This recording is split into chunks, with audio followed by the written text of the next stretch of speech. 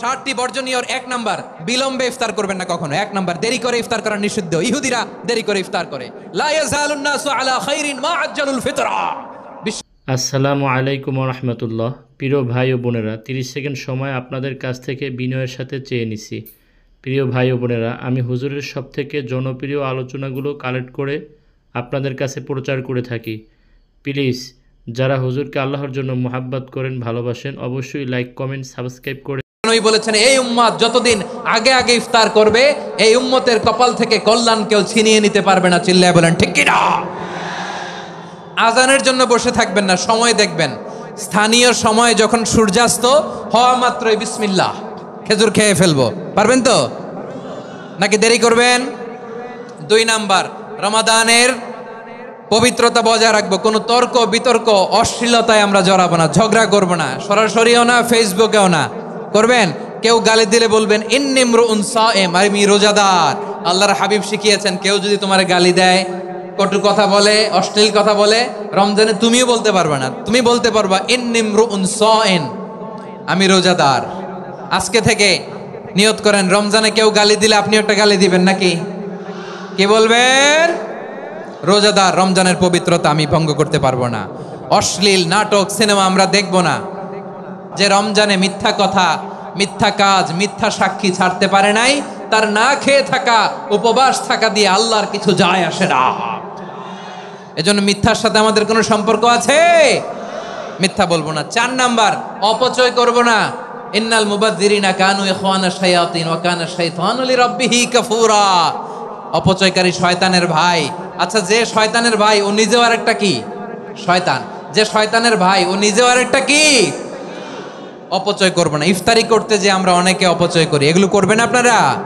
না, অপচয় অপব্যয় করব না। 5 নাম্বারে, রিয়া, লোক দেখানো ইবাদত আমরা করব না। লোক দেখানোর জন্য নামাজ, রোজা, জিকির, তেলাওয়াত, দান, সদকা এগুলো করলে আল্লাহর দরবারে এগুলো কবুল হবে? বিশ্বনবী বলেন, দাজ্জালের ফিতনার চেয়ে একটা বড় ফিতনার ভয় আমি করি। সেটা কি? আর রিয়া, শো অফ মেন্টালিটি, লোক দেখানো মানসিকতা। এটা থেকে আমরা বিরত থাকবো ইনশাআল্লাহ।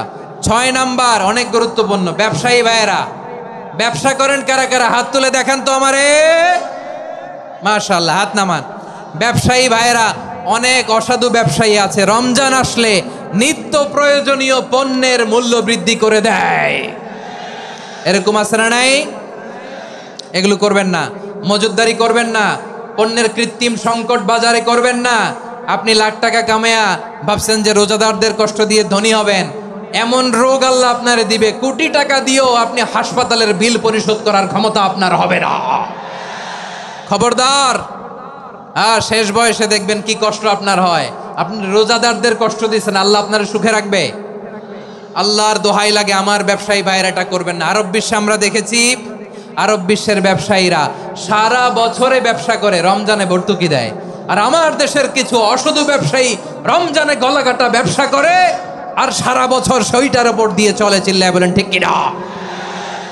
করবেন না, এটা করবেন না। নিত্য প্রয়োজনীয় পণ্যের মূল্য বৃদ্ধি করা হারাম, পণ্যের কৃত্রিম সংকট তৈরি করা হারাম, মজুদদারি করা হারাম, রোজাদারদেরকে কষ্ট দেয়া হারাম। এটা করবেন না। 7 নাম্বারে সর্বশেষ কথা, অধীনস্থ যারা আছে তাদের কাজের চাপ আপনারা কমিয়ে দিবেন। কাজের লোক, ফ্যাক্টরির ওয়ার্কার, স্টাফ, তাদের প্রতি যদি রহম করেন, আপনার উপর রহম করবে কে? আমার প্রিয় ভাইয়েরা, এই আসন্ন রমাদান এটা এমন এক বরকতের মাস, যে মাসে আমরা নিজেদের নাফসের উপর নিয়ন্ত্রণ প্রতিষ্ঠা করি। সারা বছর নাফস আমাদেরকে নিয়ন্ত্রণ করে, আর রমাদানে আমরা নাফসকে নিয়ন্ত্রণ করি। কথা বুঝতেছেন? সারা বছর নাফস আমাদেরকে নিয়ন্ত্রণ করে। এই যে এখন আমার খেতে মনে চাইলে যে খেজুর রাখা, আমি খেজুর খেতে পারবো। নাটস আছে, বাদাম খাইতে পারি। খাইতে মন চাইলে পানি, আমার রুহুটা চায়, আমার নাফসটা খেতে চায়, আমি খেতে পারি, পান করতে পারি।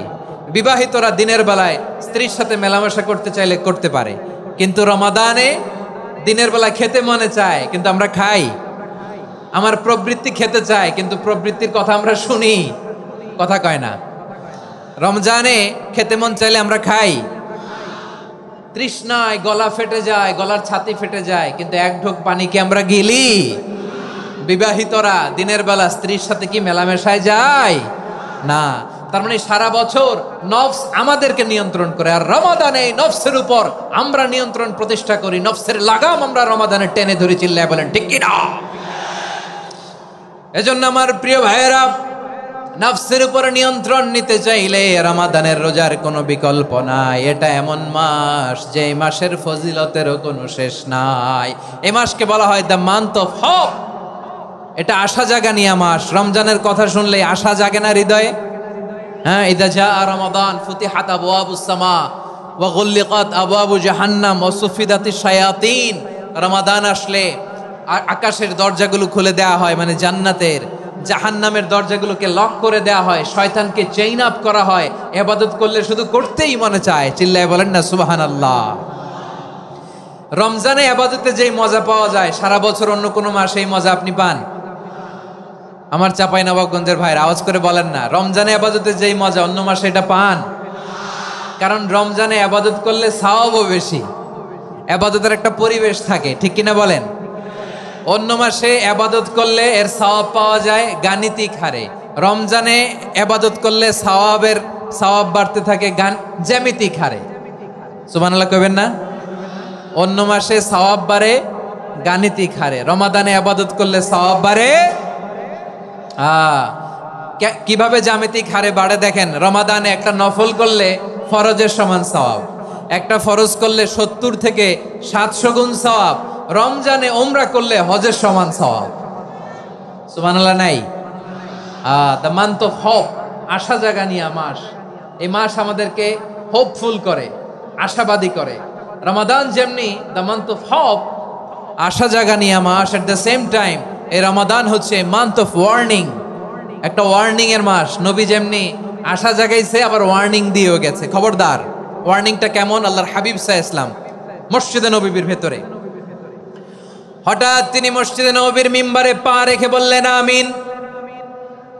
দ্বিতীয় ধাপে পা রেখে বললেন আমিন, তৃতীয় ধাপে পা রেখে বললেন আমিন। সাহাবারা অবাক হয়ে বললেন, ইয়া রাসূলুল্লাহ, ইয়া হাবিবাল্লাহ, 3 বার শুধু আমিন আমিন পড়লেন, কেন পড়লেন আমরা কিছু জানি না, আমাদেরকে জানিয়ে দেন কেন আপনি 3 বার আমিন বললেন। রাহমাতাল লিল আলামিন আল্লাহর হাবিব বললেন, ও আমার প্রাণের সাহাবীরা, আমি যখন মসজিদে নববীর মিম্বারের প্রথম ধাপে পা রেখেছি, সাইয়েদনা জিবরিল এসে আমাকে বলেছে, ও নবী, আপনার নাম শুনে যে ব্যক্তি আপনার উপর দুরূদ পড়ে না তার ধ্বংস। আপনি বলেন আমিন। আমি বলেছি আমিন। দ্বিতীয় ধাপে পা রাখার পর সাইয়েদনা জিবরিল বললেন, ইয়া রাসূলুল্লাহ, মাতা পিতাকে বার্ধক্য অবস্থায় পেয়ে তাদের সেবা করে, তাদের সাথে সদাচরণ করে যে সন্তান জান্নাত কামাতে পারলো না, তার জন্য ধ্বংস। আপনি বলেন আমিন। আমি বলেছি আমিন। আবার মিম্বারের তৃতীয় ধাপে ঠিক যখনই আমি পা রাখলাম, সাইয়েদনা জিবরাইল বললেন, নবী, রমজান মাস পাওয়ার পরে এই মাসে ইবাদত করে যে ব্যক্তি নিজের গুনাহ মাফ করাতে পারলো না, তার জন্য ধ্বংস। আপনি আওয়াজ করে পড়েন আমিন।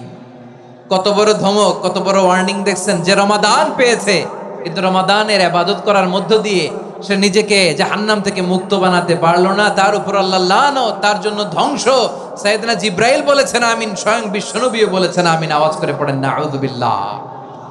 তাহলে রমজান আসবে আর আমরা নিজেদেরকে জাহান্নামীদের লিস্ট থেকে নাম কাটিয়ে জান্নাতীদের লিস্টে উঠাতে পারবো না। এর চেয়ে বড় হতভাগা কি আর কেউ থাকতে পারে? আওয়াজ করে বলেন।